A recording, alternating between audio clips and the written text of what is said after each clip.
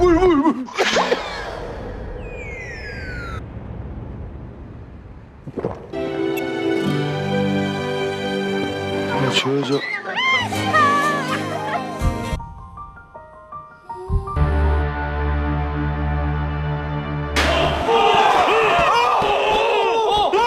ini Minat akan membahas drama Korea terbaru yang berjudul My Sweet Mobster. Tanpa berlama lagi, episode 1, mari kita review. Seorang pria yang tampak menyeramkan sedang berdoa bersama biksu. Ketika mendapat kabar mengejutkan, ia pun hendak pergi. Tapi malah heboh sendiri karena kakinya malah kram. Pria itu bernama So Ji Hwan. Kembali ke 10 tahun yang lalu. Di tahun 2013, geng mafia yang dipimpin oleh So Tae Pyung memberikan tahta pada anaknya yang bernama So Ji Hwan. Di tangannya ia melawan berbagai geng, namun geng ternyata terbelah menjadi dua. Jadilah pertumpahan darah antara geng kucing melawan geng bulldog dan berakhir dengan kemenangan geng bulldog. Tapi dalam puncak karirnya, tiba-tiba Ji Hwan membubarkan organisasi, menghilang dan mengasingkan diri. Flashback pun selesai.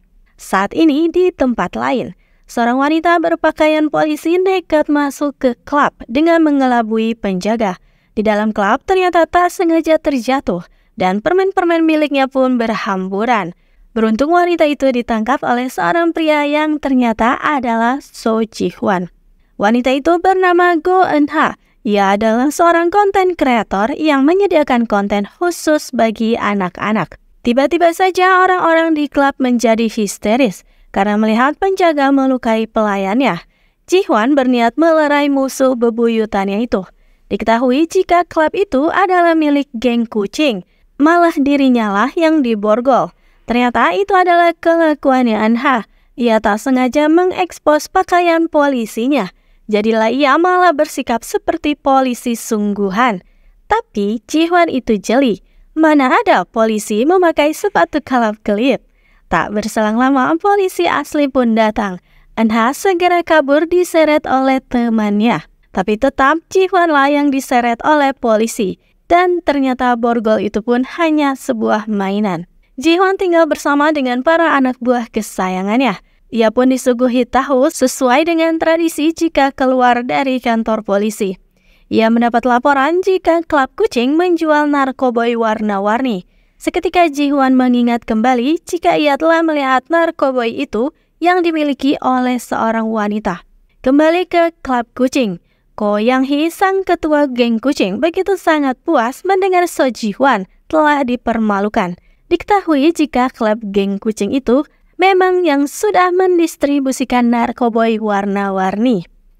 Go Eun-ha sedang bekerja paruh waktu, namun ia tersihir dengan resto di sebelah yang memiliki nama Hyunwoo.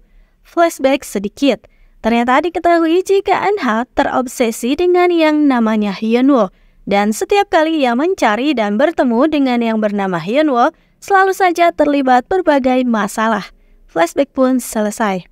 Tapi ternyata di sana diam-diam malah melihat pria semalam alias Ji Hwan terlihat seolah sedang memalak anak kecil. Karena geram dengan kelakuannya, Eun-ha memakai kostumnya lalu memukul kepala belakang Ji Hwan dan segera kabur.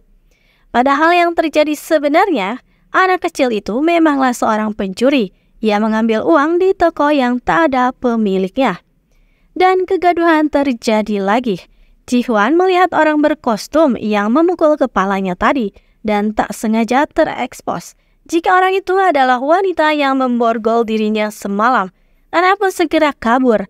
Aksi kejar-kejaran pun terjadi hingga berujung Eun-ha yang terjungkal dan kesulitan bangun kembali karena kostumnya. Ji Hwan langsung bertanya tentang narkoboy dan menuduh Eun-ha sebagai anak buah geng Miao.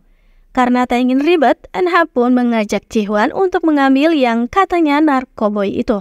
Namun sekembali ke toko, Eun-ha malah dipecat karena sudah membuat keributan. Saking kesal dan ingin membuktikan, Eun-ha pun langsung menelan semua narkoboy warna-warni itu. Dan hal itu sukses membuat Ji Hwan panik. Segera ia memukul-mukul Eun-ha agar mengeluarkan narkoboy, hingga membuat Eun-ha malah tersedak dan sulit bernafas. Dan sudah kacau begitu. Permen yang ada di tenggorokan Eunha tadi malah terbang dan langsung pergi ke mulut Ji-hwan dan tertelan begitu saja olehnya. Setelah diperiksa ke rumah sakit, hasilnya negatif. Tak terdeteksi narkoboy di dalam permen warna-warni milik Eunha. Kelakuan Ji-hwan membuat Eunha takut karena ia berteriak dan membentak agar wanita tak terlibat dengan pria seperti dirinya. Eunha ketakutan dan segera kabur. Non jauh di sana, pria tampan dan gagah bernama Jang Hyun-woo. Ia adalah seorang jaksa, sedang menginterogasi seorang pastor yang diketahui adalah seorang mantan ketua geng obong. Diketahui jika pastor itu memukuli jemaatnya karena tak memberikan uang sumbangan dengan benar. Jang Hyun-woo bertanya pada mantan gangster itu alasan dirinya pensiun. Ternyata itu terjadi karena So Ji-hwan mendirikan perusahaan sosial yang membuat para anak buahnya yang baru saja keluar dari penjara malah berada di pihak Ji-hwan. Hingga akhirnya ia pun terpaksa pensiun dan menjadi pastor. Jauh dari kata seram, perusahaan Rusa House adalah perusahaan yang didirikan Ji-hwan yang menjual berbagai olahan daging. Iklan perusahaan itu sangat lucu, memakai tema tentang pertobatan seorang pemakai narkoboy untuk beralih makan sosis. Para petinggi Rusa House mengadakan rapat karena penjaga gudang alias orang yang dicari oleh Ji-hwan telah menghilang dan mengakibatkan gudang pendingin yang berisi bahan baku daging menjadi busuk. Diperkirakan ia menghilang karena kecanduan narkoboy lagi dan berkaitan dengan geng kucing. Semua marah pada pria itu, tapi Ji-hwan berkata untuk tak menghakimi terlebih dahulu. Toh mereka semua yang ada di ruangan juga sama-sama mantan kriminal semua. Rusa House akan meluncurkan produk baru, yaitu sosis ramah anak. Maka dari itu, mari kita berkenalan dengan orang-orang di perusahaan Rusa House. Ada yang termuda bernama Lee Dong-hee, ada juga Kwak Jae-soo, Jung Man-ho sang koki, ada Yang Hong-ki, juga tak ketinggalan direktur umum yang tampan Ju Il-young, dan diketuai oleh So Ji-hwan sang CEO daging. Karena masih produk baru, mereka pun berencana membuat sampel sosisnya di sebuah festival makanan anak-anak esok hari. Dan memang tak mudah memulai bisnis bagi para mantan narapidana dengan berbagai bentuk kejahatan. Ji-hwan dan Il-young bahkan diremehkan, dianggap sebelah mata karena status negatif mereka. Sudah menunggu lama, ternyata kerjasama mereka ditolak. Namun Ji-hwan memukul telak dan membeberkan secara terperinci makanan kesukaan dari petinggi perusahaan si pria songong, yang ternyata Rusa House lah pemasok dagingnya. Dan di festival pun tak berjalan lancar. Stand sosis Rusa House sama sekali tak ada pengunjung.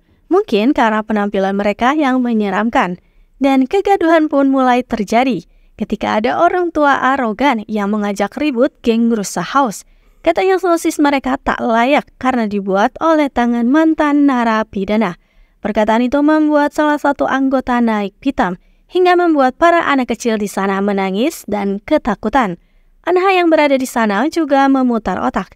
Ia berusaha agar acara perkelahian itu menjadi ramah bagi anak dan membuat para pria dewasa itu berbaikan.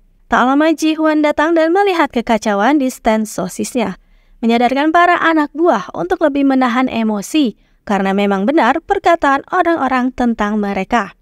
Ia pun berjalan di sekitaran sana dan melihat Go Eunha yang tampak menikmati waktu dengan anak-anak di sana dan terlihat bahagia. Hingga tiba-tiba saja gelembung cinta mendekati Ji-hwan. Ia bisa merasakan debaran di dadanya. Dan yang terjadi selanjutnya adalah sebuah kekacauan lagi.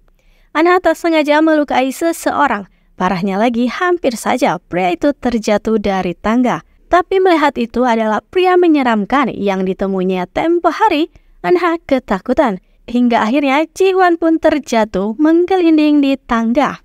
Para anak buah yang melihat Ji-hwan seketika langsung histeris. Dan episode 1 pun berakhir dengan teriakan para anak buahnya melihat tubuh bos besar mereka yang tak sadarkan diri.